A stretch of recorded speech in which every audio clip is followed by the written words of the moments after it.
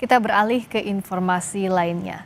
Mendikbudristek periode 2019-2024 Nadiem Makarim memenuhi panggilan pemeriksaan Kejaksaan Agung. Nadiem diperiksa sebagai saksi atas kasus dugaan korupsi pengadaan laptop Chromebook di Kemendikbudristek.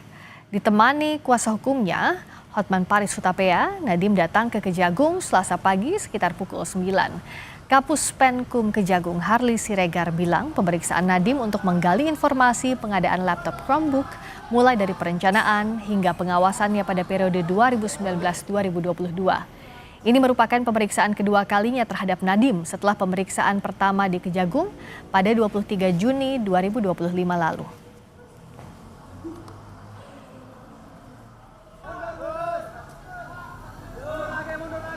Sekitar pukul 9 ya, yang bersangkutan sudah datang dan memenuhi panggilan dari penyidik untuk diperiksa sebagai saksi.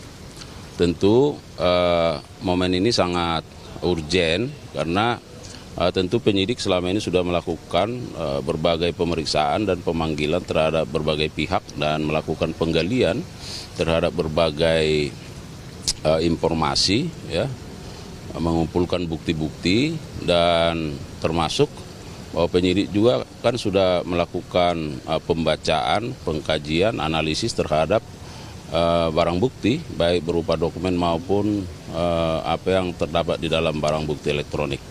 Selain pendalaman terhadap berbagai informasi juga barangkali konfirmasi ya.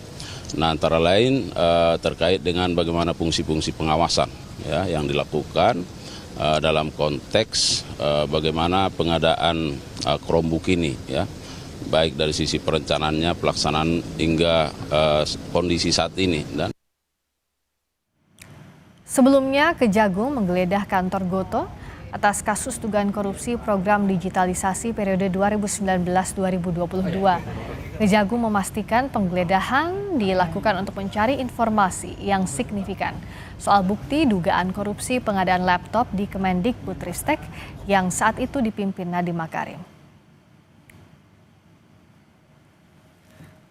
Benar bahwa beberapa waktu yang lalu penyidik pada Jampitsus dalam penanganan perkara digitalisasi pendidikan ya, telah melakukan upaya penggeledahan ya, di satu tempat ya, di wilayah Jakarta Selatan, yaitu di Gotoh, dan dalam proses penggeledahan itu berlangsung dengan lancar dan penyidik telah menyita berbagai dokumen dan juga barang bukti elektronik ya, berupa flash disk. Nah, tentu kita berharap bahwa ada informasi-informasi yang signifikan dalam berbagai barang bukti yang sudah disita tersebut untuk